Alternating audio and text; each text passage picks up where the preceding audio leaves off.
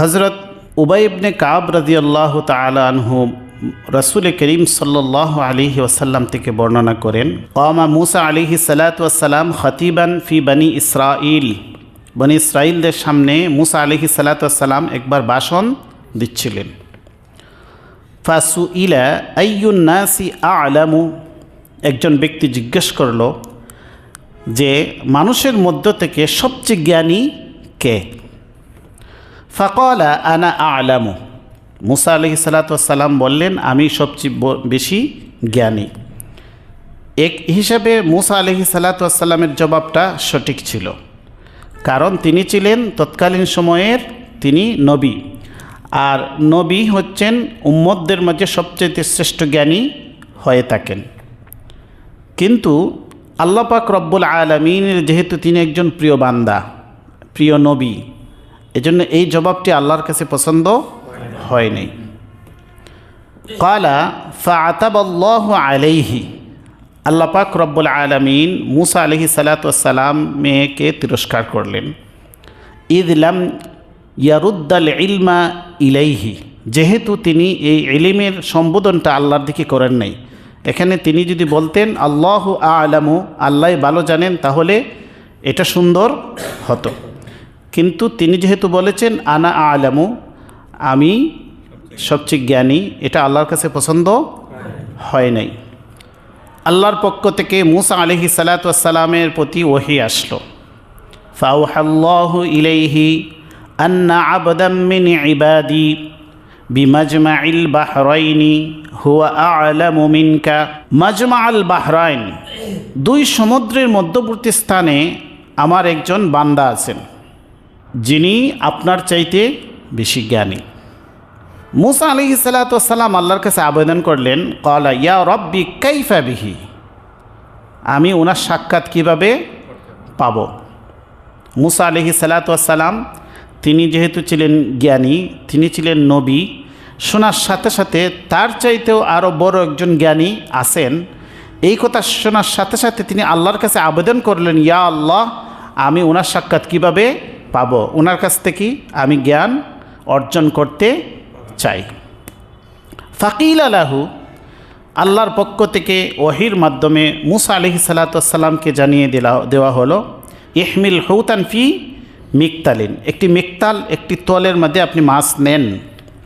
ফাইদা ফাকাত্তাহু ফাহুয়া, যেখানে গিয়ে এই মাছটি হারিয়ে যাবে, আপনার থেকে নিরুদ্দেশ হয়ে যাবে, তখন সেখানে আপনি আমার সেই বান্দাকে পাবেন।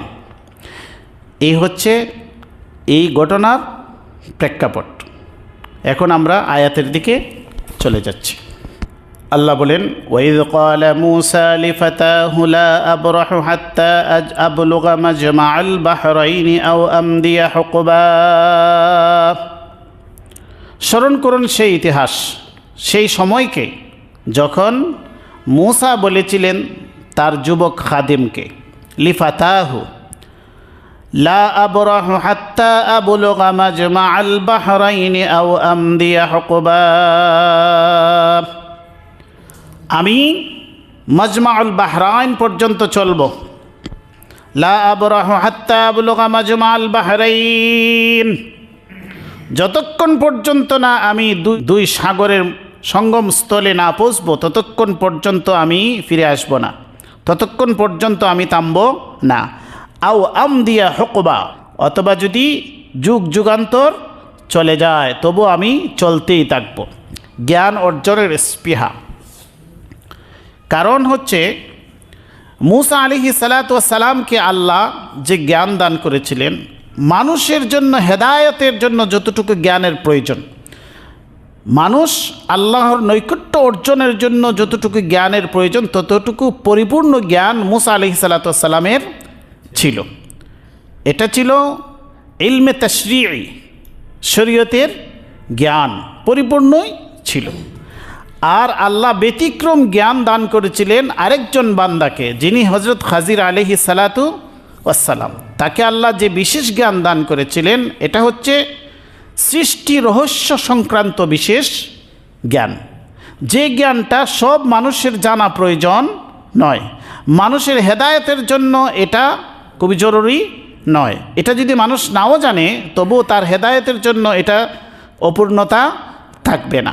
সৃষ্টি রহস্য সংক্রান্ত জ্ঞান আল্লাহ হযরত খাজির আলাইহিস সালাতু ওয়াস সালামকে দান করেছিলেন। তো আল্লাহ পাক রব্বুল আলামিন মুসা আলাইহিস সালাতু ওয়াস সালামের মাধ্যমে সেই বান্দার সন্ধান দান করলেন। এর মাধ্যমে আমরা আল্লাহর সৃষ্টির রহস্য সংক্রান্ত কিছু জ্ঞান আমরা অর্জন করলাম। এটার মাধ্যমে আমাদের অনেক প্রশ্নের জবাব আমরা এখান থেকে পেয়ে যাব।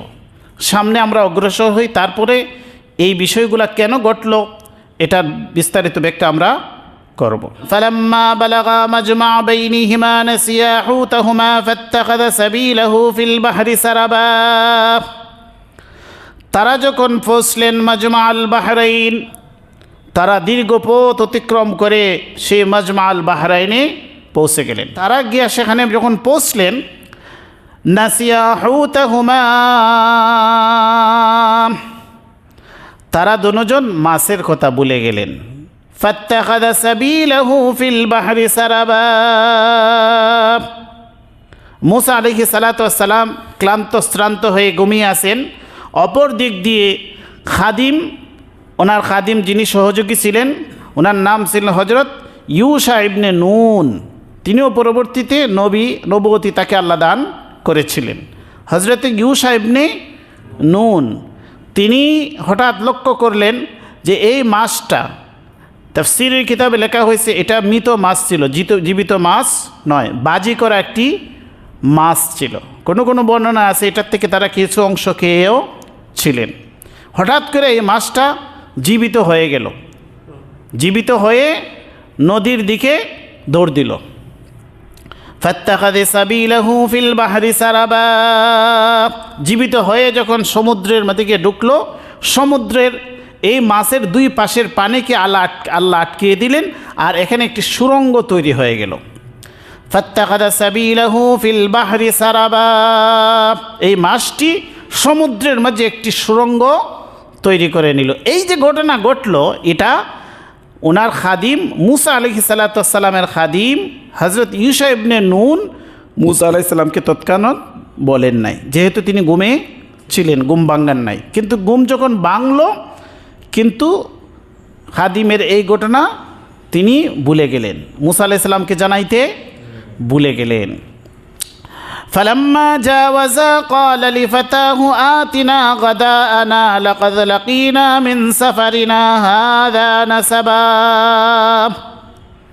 তারা যখন এখান থেকে সামনে অগ্রসর হয়ে গেলেন, আরেক মঞ্জিলে চলে গেলেন, পূর্ণ একদিন এক রাত্রির রাস্তা যখন তারা অতিক্রম করে ফেললেন, তৎকালীন সময় তো কোনো গাড়ি ঘোড়া ছিল না, তাদের সফর হচ্ছে পায়ে হেঁটে চলছেন।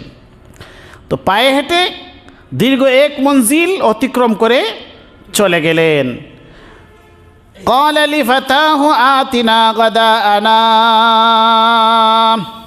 মুসা আলাইহিস সালাতু ওয়াস সালাম ওনার খাদিমকে বললেন, আমাদের জন্য নাস্তা নিয়ে আসো। লাকাদ লাকিনা মিন সাফারিনা হাযা নাসাবা। এই সফরে আমার অত্যন্ত ক্লান্ত হয়ে পড়েছি। দীর্ঘ একটি পথ, মূল জায়গা থেকে আরও অনেক দূরে চলে গেলেন। সেখানে গিয়ে তারা ক্লান্ত শ্রান্ত হয়ে গেলেন। আরও আগেও ক্লান্ত হতে পারতেন, আরও আগেও নাস্তার তিনি চাইতে পারতেন, কিন্তু আল্লাহর কুদরত, ইলম অর্জন করা এত সহজ নয়। আল্লাহ আমাদেরকে পরীক্ষা করলেন, দীর্ঘ একটি ধৈর্যের পরীক্ষা। এই ধৈর্যের পরীক্ষার মাধ্যমে তারা আবার পরবর্তীতে সন্ধান পাইলেন। যখন এই মুসা আলাইহিস সালাতু ওয়াস সালাম বললেন, আমাদের জন্য নাস্তা নিয়ে আসো। قال أرأيت إذا وينا إلى الصخرة فإني نسيت الحوت। ওনার খাদিম বললেন, আপনি কি লক্ষ্য করেন নাই? قال أرأيت إذ أوينا إلى الصخرة। পাথরের মধ্যে যখন আমরা বিশ্রাম গ্রহণ করেছিলাম আগের মঞ্জিলে, فإني نسيت الحوت। সেখানে একটি আশ্চর্য ঘটনা ঘটেছে। এই মাছের যে ঘটনা, সেটা আপনাকে বলতে আমি ভুলে গিয়েছিলাম। ওমা আনসানিহু ইল্লা শাইতানু আন আযকুরা। শয়তান আমাকে বলে দিয়েছে আন আযকুরা, এটাকে স্মরণ করতে। ওয়াত্তাখাযা সাবিলাহু ফিল বাহরি আজাবা। তখন তো এই মাছটি জীবিত হয়ে সমুদ্রের মাঝে আজীব আশ্চর্য এক সুড়ঙ্গ পথ তৈরি করেছিল। মুসা আলাইহিস সালাতু ওয়াস সালাম বললেন, যালিকা মা কুন্না নাবগি, সেই স্থানটি তো আমরা খুঁজছিলাম, কারণ আল্লাহর পক্ষ থেকে বলে দেওয়া হয়েছে যেখানে গিয়ে মাছ জীবিত হয়ে যাবে, তোমাদের থেকে নিরুদ্দেশ হয়ে যাবে, সেখানে আমার বান্দাকে পাবে। মুসা আলাইহিস সালাম বললেন, সেই স্থানটি তো আমি খুঁজছিলাম। ফারতাদ্দা আলা আথারিহিমা কাসাসা, তখন তারা ওই স্থান থেকে তাদের পায়ের চিহ্ন দেখে দেখে আবার সেই স্থানে ফিরে আসলেন। পায়ের চিহ্ন কোথায় পড়ে? পথ দ্বারা হাঁটলে, যেটা নির্ধারিত পথ, সেই পথে হাঁটলে পায়ের চিহ্ন পড়ে না সাধারণত, কিন্তু কোনো নতুন স্থানে নতুন জায়গায় যদি আপনি হাঁটেন, সেখানে হাঁটলে পায়ের চিহ্ন পড়ে যায়। তো বোঝা গেল তারা এমন একটি স্থান দিয়ে, তারা এমন একটি জনশূন্য এলাকায় তারা সফর করেছেন যেখানে সাধারণত মানুষ সফর করে না। তারা যখন ওই জায়গাটা কোথায় সেটা ফিরে পাওয়ার জন্য তারা যে হেঁটে আসছেন, ওই পায়ের চিহ্নগুলা দেখে দেখে আবার তারা সেই স্থানে আবার পুরান জায়গায় ফিরে গেলেন। ফাওয়াজাদা আবদাম মিন ইবাদিনা, তারা পেয়ে গেলেন আমার বান্দাদের মধ্য থেকে একজন বান্দাকে। আতাইনাহু রাহমাতাম মিন ইনদিনা ওয়া আল্লামনাহু মিন লাদুন্না ইলমা, যাকে আমি আমার পক্ষ থেকে বিশেষ রহমত দান করেছি। ওয়া আল্লামনাহু মিন লাদুন্না ইলমা, আর আমি আমার পক্ষ থেকে তাকে বিশেষ ইলম দান করেছি, তাকে আমি বিশেষ জ্ঞান দান করেছি। ওই যে বিশেষ জ্ঞানের অধিকারী মুসা আলাইহিস সালামকে বলে দেওয়া হয়েছে, সেই বিশেষ জ্ঞানের আল্লাহ তাকে দান করেছেন। এটা হচ্ছে সৃষ্টির রহস্য সংক্রান্ত জ্ঞান। মুসা আলাইহিস সালাতু ওয়াস সালাম দেখলেন মাজমা আল বাহরাইন, দুই সমুদ্রের মধ্যবর্তী স্থান, সেখানে একজন মানুষ চাদর মুড়ি দিয়ে শুয়ে আছেন। মুসা আলাইহিস সালাতু ওয়াস সালাম কাছে গিয়ে সালাম দিলেন, আসসালামু আলাইকুম ওয়া রাহমাতুল্লাহ। তিনি সালামের জবাব দিলেন চাদরের ভিতর থেকেই, জবাব দিয়ে বললেন, আপনি কে মানান্তা? মুসা আলাইহিস সালাম বললেন, আমি মুসা। তিনি বললেন, আপনি কি বনি ইসরাইলের নবী মুসা? বলে, হ্যাঁ আমি তো বনি ইসরাইলের নবী মুসা। তাহলে আপনি কেন আমার কাছে আসলেন? মুসা আলাইহিস সালাতু ওয়াস সালাম সবিনয়ে আবেদন জানালেন। ক্বালা লাহু মুসা হাল আত্তাবিউকা আলা আন তুআল্লিমানি মিম্মা উল্লিমতা রুশদা। মুসা আলাইহিস সালাতু ওয়াস সালাম বললেন, ক্বালা লাহু মুসা হাল আত্তাবিউকা আলা আন তুআল্লিমানি, আমি কি আপনার অনুসরণ করতে পারি? আলা আন তুআল্লিমানি, এই শর্তে আপনি আমাকে শিক্ষা দিবেন। মিম্মা উল্লিমতা রুশদা, যে বিশেষ জ্ঞান, যে বিশেষ সত্য বিষয় আপনাকে শিক্ষা দেওয়া হয়েছে, সেই বিশেষ জ্ঞানটি আপনি আমাকে শিক্ষা দিবেন, এই শর্তকে আমি আপনার অনুসরণ করতে পারি। ক্বালা, হযরত খাজির আলাইহিস সালাতু ওয়াস সালাম জবাব দিলেন, ইন্নাকা লান তাসতাতিআ মা'ইয়া সাবরা, আপনি এই বিষয়ে ধৈর্য ধারণ করতে পারবেন না। ওয়া কাইফা তাসবিরু, কিভাবে আপনি ধৈর্য ধারণ করবেন? আলা মা লাম তুহিত বিহি খবরা, যে বিষয়ের, যে জ্ঞানের আপনার আয়ত্তের বাইরে, এই বিষয়ে আপনি কিভাবে ধৈর্য ধারণ করবেন? ক্বালা সাতাজিদুনি ইনশাআল্লাহু সাবিরা। মুসা আলাইহিস সালাতু ওয়াস সালাম বললেন, অবশ্যই সাতাজিদুনি ইনশাআল্লাহ, আল্লাহ যদি চান ইনশাআল্লাহ আমাকে আপনি পাবেন। সাবিরান, আমি ধৈর্য ধারণকারী, আমাকে আপনি ধৈর্যশীল পাবেন, আমি ধৈর্য ধারণ করব। ওয়ালা আসি লাকা আমরা, আর আমি আপনার কোনো কাজের কথার বিরুদ্ধচারণ করব না। তাহলে দুজনের মধ্যে কি হয়ে গেল? চুক্তি সম্পাদন হয়ে গেল। তখন দুজনের মাঝে একটি কথাও হইল। সামনে হাদিসের মধ্যে রয়েছে, হযরত খাজির আলাইহিস সালাতু ওয়াস সালাম মুসা আলাইহিস সালাতু ওয়াস সালামকে বললেন, যে আমার কাছে এমন এক জ্ঞান আছে যা আল্লাহ আমাকে দান করেছেন, যেটা আপনার কাছে নাই, আর আপনাকে আল্লাহ এমন জ্ঞান দান করেছেন শরীয়তের জ্ঞান, ইলমে তাশরিঈ, যা আমার কাছে নাই। তাহলে ক্ষেত্র বিশেষ দুই দিক দিয়েই দুইজন বড়। একজন ইলমে শরীয়তের জ্ঞানে তিনি বড়, আরেকজন ইলমে তাকওয়িনী, সৃষ্টি রহস্য সংক্রান্ত জ্ঞানে তিনি বড়। তারপরেও মুফাসসিরিনগণ লিখেছেন, যেহেতু মুসা আলাইহিস সালাতু ওয়াস সালাম তৎকালীন সময়ের তিনি একজন জলিলুল কদর নবী ছিলেন এবং ওনার কাছে আল্লাহ কিতাবও নাজিল করেছেন, তাওরাত কিতাব, এবং ওনার নির্দিষ্ট একজন উম্মত ছিল। এই জন্য এখানে দুইজনের মধ্যে মুসা আলাইহিস সালাতু ওয়াস সালামের মর্যাদাই বেশি। আর হযরত খাজির আলাইহিস সালাতু ওয়াস সালাম মুফাসসিরিনদের ভাষ্য অনুযায়ী তিনি নবী ছিলেন, আবার কেউ ওনাকে বলছেন যে উনি নবী না।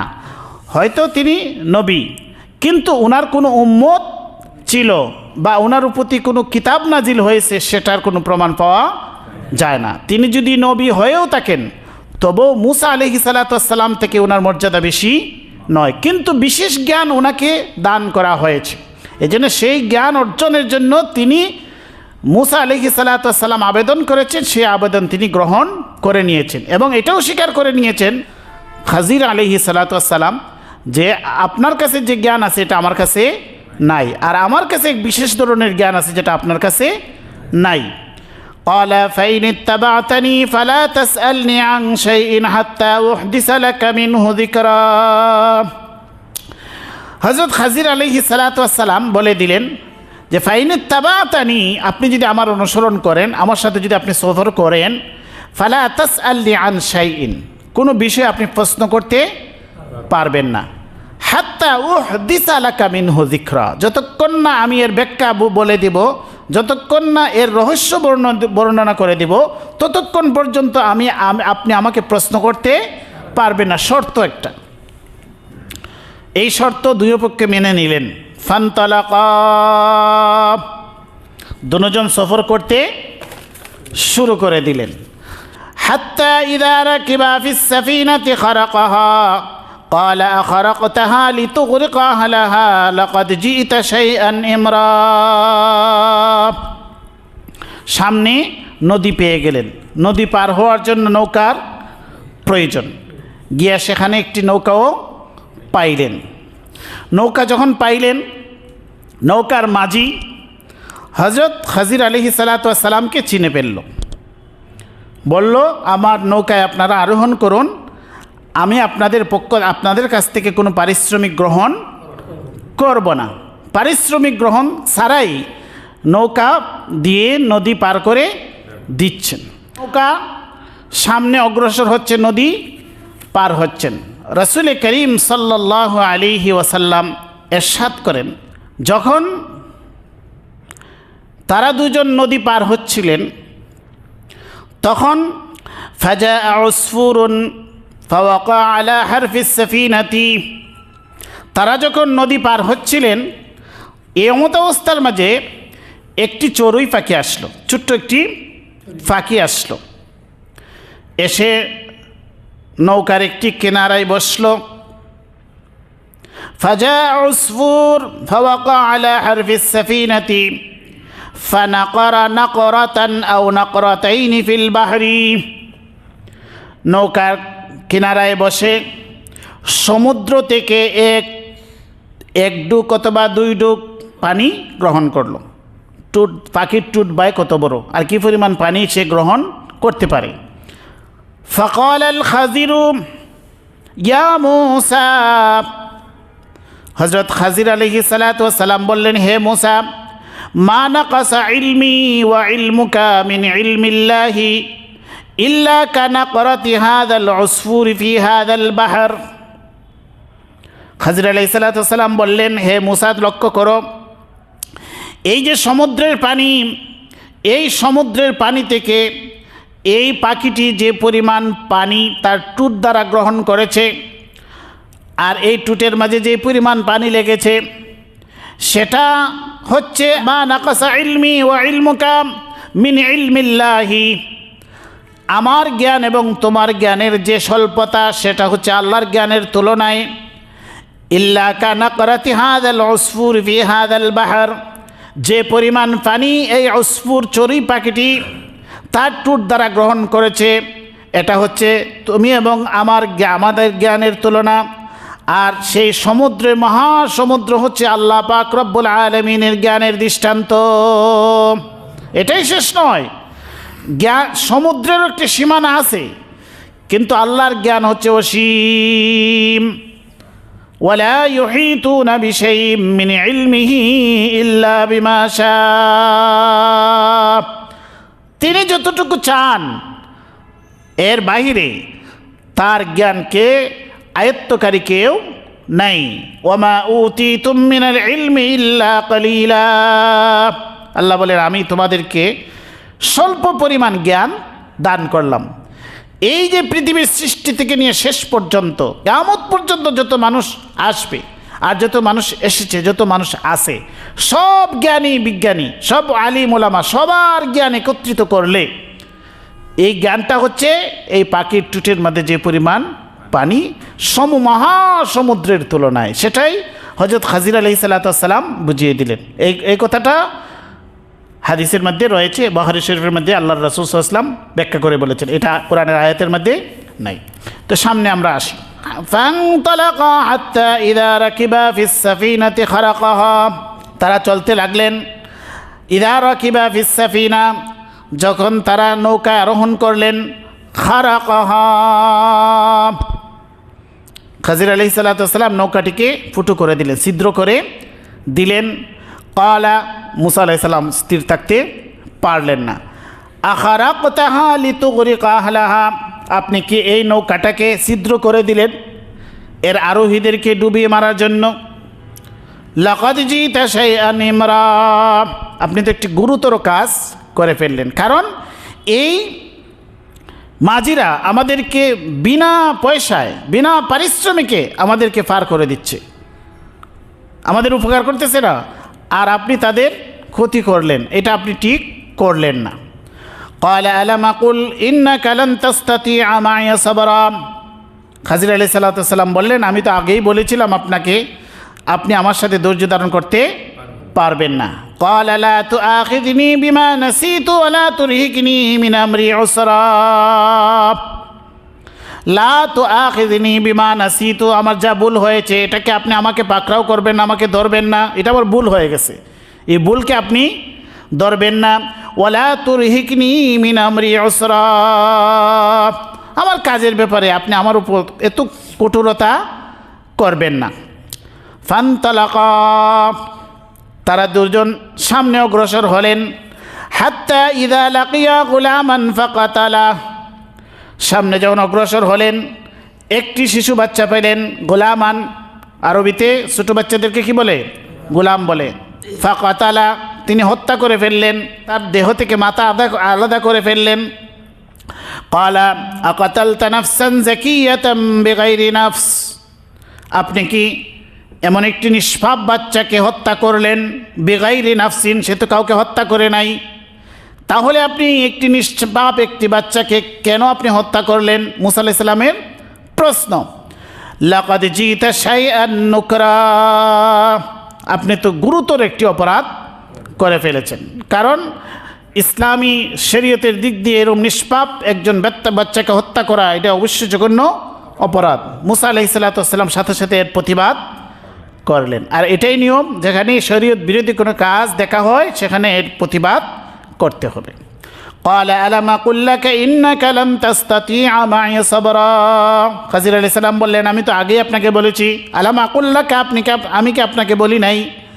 ইন্নাকা লান তাসতাতিআ মা'ইয়া সাবরা, আপনি আমার সাথে ধৈর্য ধারণ করে থাকতে পারবেন না, এটা তো আমি আগেই বলেছি। ক্বালা, মুসা আলাইহিস সালাম বললেন, কারণ আল্লাহর আদেশ যতই মনের খেলাফ হোক তার সাথে থাকতে হবে, জানতে হবে। মুসা আলাইহিস সালাম সাথে সাথে আপিল করে ফেললেন। ক্বালা ইন সাআলতুকা আন শাইইন বা'দাহা ফালা তুসাহিবনি, সামনে যদি আমি আর কোনো প্রশ্ন করি তাহলে আপনি আমাকে আর আপনার সাথে রাখবেন না। কদ বালাগতা মিন লাদুন্নি উযরা, আমার পক্ষ থেকে উযর আপত্তি পেশ করার এটা চূড়ান্ত পর্যায়ে পৌঁছে গেছে, কারণ দুইবার আমি প্রশ্ন করে ফেলেছি। ফান্তালাকা, সামনে অগ্রসর হলেন। হাত্তা ইযা আতায়া আহলা ক্বরিয়াতিন ইসতাতআমা আহলাহা ফাআবাউ আন ইউদাইফুহুমা, কত দীর্ঘ সফর করেছেন সেটা তো আমরা এখন অনুভব করতে পারবো না। দীর্ঘ সফর করেছেন, তাও পায়ে হেঁটে। দীর্ঘ সফর করে একটি জনবসতিতে গিয়ে তারা দুজন পৌঁছলেন। খিজির আলাইহিস সালাম যেদিকে যান, মুসা আলাইহিস সালাম পিছনে পিছনে সেদিকেই যান। যাইতে যাইতে একটি জনবসতিতে গিয়ে পৌঁছলেন। হাত্তা ইযা আতায়া আহলা ক্বরিয়াতিন, একটি জনবসতিতে গিয়ে তারা পৌঁছলেন। ইসতাতআমা আহলাহা, তাদের কাছে আবেদন করলেন, আমরা অনেক দূর দেশের মুসাফির, তোমরা আমাদের মেহমানদারি করো, মেহমান হিসেবে, মুসাফির হিসেবে তোমরা আমাদেরকে মেহমানদারি করো। ফাআবাউ আন ইউদাইফুহুমা, সেখানকার বাসিন্দারা কত কৃপণ ছিল, এই মুসাফির মেহমানদেরকে পাইল, আর তারা তো কোনো সাধারণ মেহমান নয়, যদিও চিনল না, কিন্তু তারপরও এত দূরের মেহমান মুসাফির, এমনিতেই তো মানুষ মুসাফির দেখলে তাদেরকে আদর আপ্যায়নের কথা বলে। এখনের যুগে তো আশেপাশে হোটেল রেস্টুরেন্ট আছে, তাই না? কিন্তু সেই সময় তো এরকম কোনো ব্যবস্থা ছিল না। তো স্বাভাবিকভাবেই তারা যেহেতু মুসাফির দেখছে, অনেক দূরের ক্লান্ত শ্রান্ত মুসাফির, তাদেরকে আদর আপ্যায়ন করা উচিত ছিল। কিন্তু তারপরও তারা আবার আবেদন করলেন যে আমরা অনেক দূরের মুসাফির, তোমরা আমাদেরকে মেহমানদারি করো। ফাআবাউ আন ইউদাইফুহুমা, তারা তাদেরকে মেহমানদারি করতে অস্বীকৃতি জানালো। ফাওয়াজাদা ফিহা জিদারান ইউরিদু আন ইয়ানকাদ্দা ফাকামা, তারা সামনে গিয়ে দেখলেন একটি দেওয়ার, একটি বাউন্ডারি। জিদারান ইউরিদু আন ইয়ানকাদ্দা, এটা পরিণম্মক, পতনোন্মুখ, একদম পড়ে যাচ্ছে, তেরা হয়ে বেঁকা হয়ে আছে। ফাকামা, খিজির আলাইহিস সালাম এই দেওয়ালটাকে সোজা করে দিলেন, পতন থেকে বাঁচাইয়া দিলেন, সোজা করে দিলেন। মুসা আলাইহিস সালাম বললেন, ক্বালা লাউ শি'তা লাত্তাখাযতা আলাইহি আজরা, আপনি যে কাজটা করলেন তাদেরকে উপকার করলেন, তারা তো এমনিতেই আমাদেরকে মেহমানদারি করাইল না, আপনি ইচ্ছা করলে এই কাজের বিনিময়ে পারিশ্রমিক গ্রহণ করতে পারতেন। লাউ শি'তা লাত্তাখাযতা আলাইহি আজরা, ইচ্ছা করলে আপনি এর পারিশ্রমিক আপনি গ্রহণ করতে পারতেন, এটার মাধ্যমে আমাদের খাওয়া দাওয়ার ব্যবস্থা হয়ে যেত। ক্বালা হাযা ফিরাকু বাইনি ওয়া বাইনিক, খিজির আলাইহিস সালাম জবাব দিলেন, এটাই আপনি এবং আমার মধ্যখানে বিচ্ছেদ, আর সামনে অগ্রসর হওয়া যাবে না, এখন থেকে আপনি আর আমার সাথে থাকতে পারবেন না, এটাই আপনার শেষ গন্তব্য। হাযা ফিরাকু বাইনি ওয়া বাইনিক, এই ঘটনাই আপনি এবং আমার মধ্যখানে বিচ্ছেদের শেষ গন্তব্য, সামনে আর আমরা অগ্রসর হতে পারব না, কারণ একবার দুইবার তিনবার আপনার পক্ষ থেকে প্রতিশ্রুতি ভঙ্গ হয়ে গেছে। তবে সাউনাব্বিউকা বিতাউযীলি মা লাম তাসতাতি আলাইহি সাবরা, যে বিষয়ে আপনি ধৈর্য ধারণ করতে পারেন নাই, এই বিষয়ের আমি ব্যাখ্যা আপনাকে পেশ করব। এই যে তিনটা ঘটনা পরপর ঘটল, এই ঘটনাগুলার ব্যাখ্যা নিয়ে আপনি আমার কাছ থেকে যাবেন, এমনিতেই চলে যাবেন না, কারণ আপনার মনে তো প্রশ্ন জেগেছে, এই প্রশ্নগুলোর জবাব আমি আপনাকে দিয়ে তারপরে আপনাকে বিদায় দিব।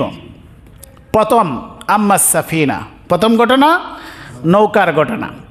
আম্মাস সাফিনাতু ফাকানাত লিমাসাকিনা ইয়ামালুনা ফিল বাহর, তিনি বললেন এই যে সাফিনা, মাঝি যারা ছিল, নৌকার মাঝি, ফাকানাত লিমাসাকিনা, এটা ছিল মিসকিনদের, কিছু সংখ্যক মিসকিনদের এটা নৌকা ছিল। ইয়ামালুনা ফিল বাহরি, এই নৌকার মাধ্যমে নদীতে তারা আয় উপার্জন করে। ফারাদতু আন আইবাহা, আমি ইচ্ছা করলাম এটাকে ত্রুটিযুক্ত করে দিতাম। ফারাদতু আন আইবাহা, আইব যুক্ত করে দেওয়া আমার ইচ্ছা করলাম। ওয়া কানা ওয়ারাহুম মালিকুন ইয়াখুযু কুল্লা সাফিনাতিন গাসবা, যেহেতু নদীর ওই প্রান্তে একজন জালিম বাদশা দাঁড়িয়ে আছে, যে নৌকার মধ্যে নৌকা পাইলেই, ভালো নৌকা পাইলে এটাকে সে ছিনতাই করে নিয়ে যায়। একজন জালিম বাদশা দাঁড়িয়ে আছে, সে নৌকা পাইলে, ভালো নৌকা পাইলে তার কাজের জন্য সে নিয়ে যায়, ছিনতাই করিয়া নিয়ে যায় তার রাষ্ট্রীয় কাজের জন্য। অনেক সময় গাড়ি পুলিশে ধরে নিয়ে যায় না, রাষ্ট্রীয় কাজের জন্য। আপনি কিছু বলতে পারবেন? তো ওইভাবে বাদশাও দাঁড়াই রয়েছে, এটা নিয়ে সে তার রাষ্ট্রীয় কাজ চালাইব। তো উনি বলতেছেন যে আমি এটাকে একটু ত্রুটিযুক্ত করে দিলাম, এটার একটি তক্তা আমি ব্যঙ্গে দিলাম। যখন এই বাদশা বা বাদশার বাহিনীর লোক আসবে, এসে দেখবে এটা বাঙ্গা নৌকা, এটাকে নিবে না। আর এরা এই নৌকা, বাঙ্গা নৌকার তক্তা একটা খুব সহজে লাগিয়ে দিতে পারবো, মেরামত করে আবার তাদের জীবন নির্বাহ চলবে। কিন্তু যদি নিয়ে যায়, কবে যে ফেরত দিতেও পারে, নাও দিতে পারে। অথচ এরা মিসকিন, এদের জীবন নির্বাহ, এদের কর্মের মাধ্যমে, পারিশ্রমিকের মাধ্যমে তাদের ফ্যামিলি চলে। অতএব তার জন্য আমি ভালো করলাম না মন্দ করলাম? ভালো করলাম। ব্যাখ্যা দিয়ে দিলেন, فأردت أن أعيبها وكان وراءهم ملك يأخذ كل سفينة غصبا। এক ঘটনা শেষ, ব্যাখ্যা দিয়ে দিয়েছেন। তো এখন আপনারা বলুন, আগে আমাদের প্রশ্ন জাগছিল না কেন উপকারের মানে ক্ষতি করলেন? যারা বিনা পরিশ্রমিকে আপনাকে মানে নদী পার করে দিতেছে, আর আপনি আবার নৌকা ভাঙিয়ে দিলেন, তাহলে এটা একটা অন্যায় কাজ না? কিন্তু ব্যাখ্যা জানার পরে আমাদের মনে হচ্ছে কি এটা আসলে ভালো হয়েছে। এটাই এই ঘটনার শিক্ষা। সামনে অগ্রসর হন। وأما الغلام فكان أبواه مؤمنين। আর ওই যে গোলাম, ওই যে শিশু বাচ্চাকে আমি হত্যা করেছিলাম, وأما الغلام فكان أبواه مؤمنين, এই বাচ্চার মা বাবা হচ্ছে মুমিন, নেককার। فخشينا أن يرهقهما طغيانا وكفرا। আমার শঙ্কা হলো এই ছেলেটা যখন বড় হয়ে সে নাফরমান হবে, কুফরি করবে, এই কুফরির মাধ্যমে সন্তানের নাফরমানির প্রতি মা বাবাও ঝুঁকে যেতে পারে। সন্তানের কুফরির কারণে মা বাবাও কুফরির দিকে চলে যেতে পারে। এবং সন্তান যদি নাফরমান হয়, মা বাবার অবাধ্য হয়, আল্লাহর অবাধ্য হয়, তাহলে এই সন্তান মা বাবার জন্য রহমত না হয়ে গজবে পরিণত হয়। আমাদের সমাজে বহু মানুষ সন্তান নিয়ে অতিষ্ঠ, সে আল্লাহকে বলে, আল্লাহ আমাকে যদি নিঃসন্তান রাখতে হয় তাহলে কতই না ভালো হতো। আছে না এরকম সন্তান? অহরহ আছে। তাহলে তিনি বললেন এই সন্তানটা বড় হয়ে নাফরমান হবে, মা বাবার অবাধ্য হবে, আল্লাহর অবাধ্য হবে। আর আশঙ্কা আছে শেষ পর্যন্ত এই সন্তানের মায়া ভালোবাসায় মা বাবাও নাফরমানিতে লিপ্ত হয়ে যেতে পারে, তারাও কুফরিতে লিপ্ত হয়ে যেতে পারে। ফারাদনা আইয়ুবদিলাহুমা রাব্বুহুমা খায়রাম মিনহু, আমি ইচ্ছা করলাম এই নাফরমান অবদ্ধ সন্তানের বিনিময়ে আল্লাহ তাদের রব তাদেরকে আরও সন্তান দান করবেন। ফারাদনা আইয়ুবদিলাহুমা রাব্বুহুমা খায়রাম মিনহু, এই মা বাবাকে এই সন্তানের বিনিময়ে আরও উত্তম সন্তান দান করবেন। যাকাতান ওয়া আকরাবা রহমা, যে সন্তান তার চাইতে আরও কি পরিশুদ্ধ হবে, পবিত্র হবে। ওয়া আকরাবা রহমান, আর এই সন্তান আদব শিষ্টাচার এবং ভালোবাসা ঘনিষ্ঠতা মা বাবার সেবাকারী হিসেবে সে উত্তম হবে। এই জন্য আল্লাহর হুকুমেই আমি ঘটনা ঘটিয়েছি, এই সন্তানকে আল্লাহর হুকুমে আমি হত্যা করেছি। বাস্তবিক অর্থে এই তাফসীরের কিতাবে লেখা হয়েছে আল্লাহ পাক রব্বুল আলামিন এই মা বাবাকে আরেকটি, এই সন্তান, এই ছেলের বিনিময়ে একটি কন্যা সন্তান দান করেন। আর এই কন্যা সন্তানের গর্ভে দুজন নবীর জন্ম হয়। তাহলে তারা কি উত্তম জিনিস পাইল না?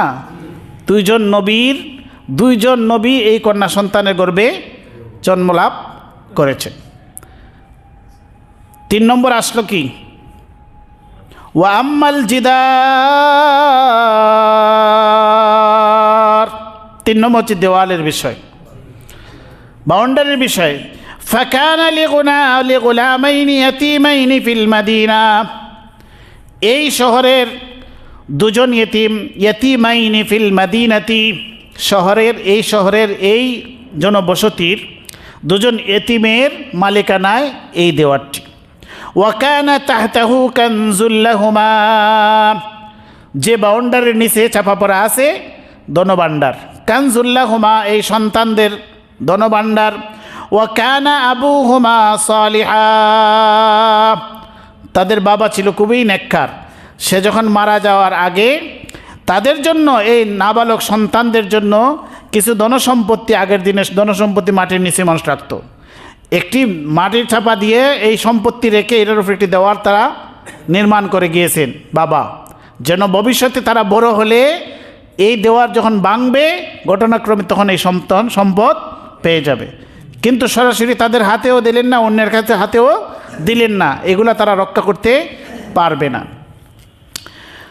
ফারাদা রাব্বুকা, আপনার রব ইচ্ছা করেছেন, আইয়াবলুগা আশুদ্দাহুমা, তারা প্রাপ্তবয়স্কে উপনীত হবে। ওয়াস্তাখরিজা কানজাহুমা, আর সেখান থেকে তারা তাদের কনজ, তাদের ধনভাণ্ডার বের করবে। রহমাতাম মির রব্বিক, তোমার রবের রহমত, দয়া, অনুগ্রহে। ঘটনা কয়টা ঘটল? তিনটার ব্যাখ্যা পাওয়া গেছে।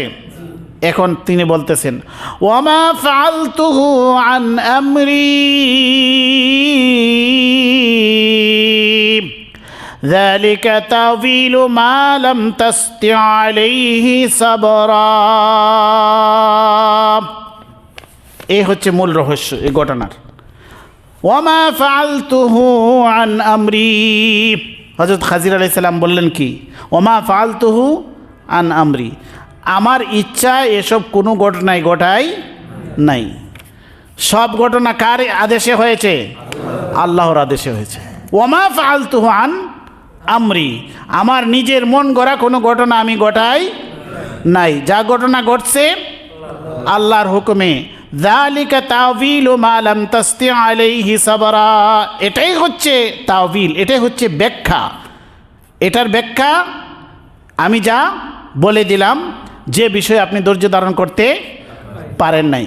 তাহলে এখন দেখুন এই ঘটনাগুলা যে ঘটল, তিনটি ঘটনা ঘটছে, তিনটাই সমাজের দৃষ্টিতে অপরাধ। অপরাধ না? তিনটাই অপরাধ। আপনি আমি যদি এগুলা ঘটাই তাহলে আমাদের বিরুদ্ধে মামলা হবে না? তাহলে কি আমরা কি এই সব ঘটনা ঘটাইতে পারবো? কিন্তু কোরআনের মধ্যে উল্লেখ আছে এই ঘটনা ঘটছে, এর সমাধান কি? সমাধান কি বলুন দেখি, আপনারা জবাব দিতে পারেন কি না। যেহেতু এই ঘটনা আল্লাহর ওহীর মাধ্যমে, তারা এই ঘটনা খাজির আলাইহিস সালামের মাধ্যমে ঘটেছে, ওহীর মাধ্যমে শরীয়ত বিরোধী কাজ হতে পারে, এটা আল্লাহর হুকুমে। কিন্তু এখন কি আর ওহীর দরজা খোলা আছে? আমাদের প্রিয় নবী সাল্লাল্লাহু আলাইহি সাল্লামের পরে আর কারো কাছে ওহী আসার রাস্তা আছে? নাই। আমাদের শরীয়তে যা বলা হয়েছে সেটাই চূড়ান্ত। এরপরে কোনো ব্যক্তি আল্লাহর হুকুম বললা কোনো ওলি দাবি করে কাশফে ইলহামের মাধ্যমে, স্বপ্নের মাধ্যমে কোনো এরকম শরীয়ত বিরোধী ঘটনা ঘটাইতে পারবে? পারবে না। এই রাস্তা বন্ধ। এটা আগের ঘটনা, যখন ওহীর রাস্তা খোলা ছিল। সেটা মূসা আলাইহিস সালামের আমলের ঘটনা। হযরত খাজির আলাইহিস সালামের কাছে আল্লাহর পক্ষ থেকে ওহী এসেছে, আর মূসা আলাইহিস সালামও নবী ছিলেন, আল্লাহর পক্ষ থেকে ওহী এসেছে যে আমার আরেকজন বান্দা, তার কাছে আপনি যান, তাই না? তাহলে সব ঘটেছে আল্লাহর হুকুমে। এখন যদি কেউ বলে এটা আমি আল্লাহর হুকুমে ঘটাইছি, তার কি এ প্রমাণ দিতে পারবে? নবুয়তের দরজা খোলা আছে? নাই। তোমার কাছে যে আল্লাহর পক্ষ থেকে হুকুম এসেছে, এটার প্রমাণ কি? প্রমাণ কি? ওহীর রাস্তা খোলা আছে? না। অতএব এখান থেকে আমাদের শিক্ষা হচ্ছে যে ওহী ছাড়া আল্লাহর হুকুমের বিপরীত কেউ কোনো কাজ করতে পারবে না। এখানে যা ঘটছে সেটা যখন ওহীর দরজা খোলা ছিল, এখন আর ওহীর দরজা খোলা নাই। তো আমরা যে ঘটনা জানলাম, এটার থেকে আমাদের কি শিক্ষণীয়? এখন আর ব্যতিক্রম ঘটনা ঘটানো সম্ভব না, এটা বুঝলাম। কোনো বন্ড যদি আসা কোনো বন্ডফির বলে যে আমার ফিরে এটা করছেন সেটা করছেন, এটা আল্লাহর হুকুমে করছেন, এটা উনি আল্লাহর ওলি, ওনার কাছে আর শরীয়ত চলে না।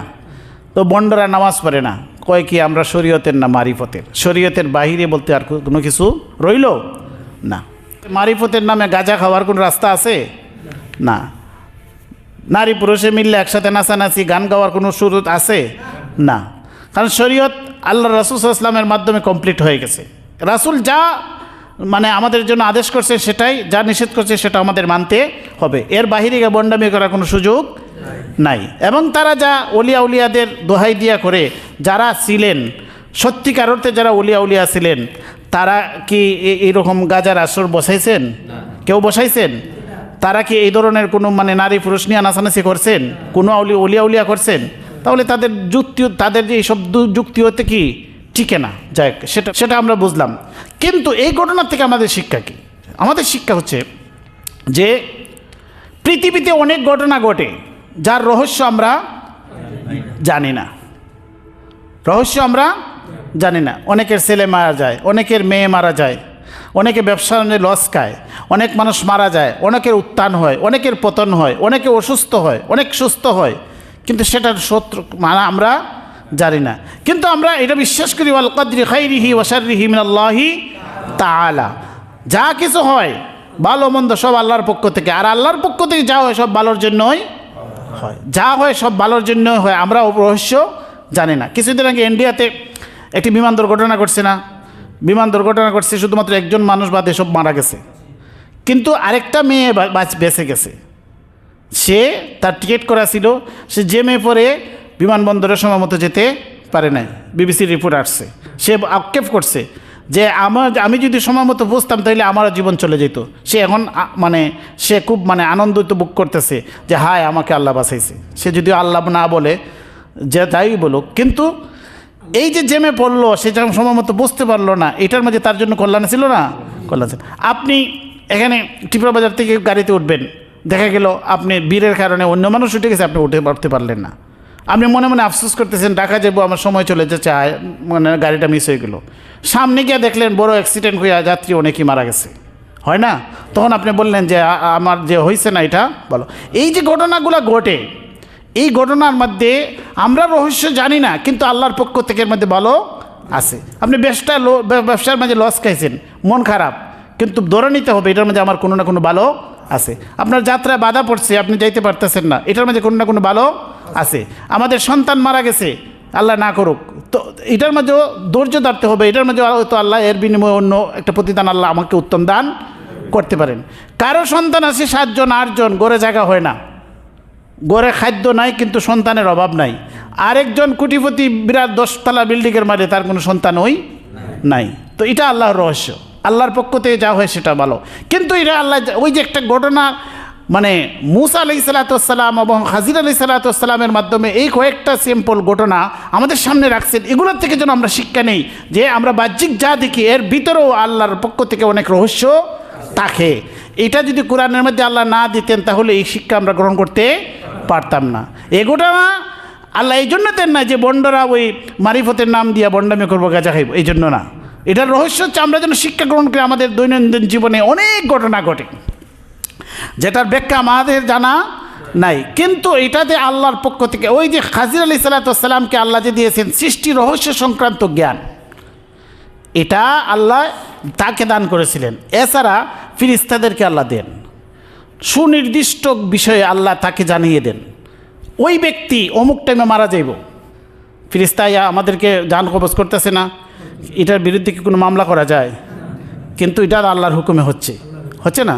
তো ফিরিস্তাকে আল্লাহ জানাই দিয়েছেন না, তো ওই জায়গায় ভূমিকম্প হবে, ওই বিল্ডিংটা ধসে পড়বে, ফিরিস্তাকে আল্লাহ জানাই দিয়েছেন না। তো এই ঘটনাটা ঘটতেছে, তো সেটা আল্লাহ যাকে যে মাধ্যমে আল্লাহর সৃষ্টির রহস্যটা জানাই দেন সেই জানে। তাহলে ফিরিস্তাদেরকে আল্লাহ জানাই দিচ্ছেন না? জানাই দিচ্ছেন, কিন্তু আমরা জানি না। কিন্তু আমাদেরকে মেনে নিতে হয়, কিন্তু আমাদেরকে কী নিতে হয়? মেনে নিতে হয়, ধৈর্য ধারণ করতে হয়।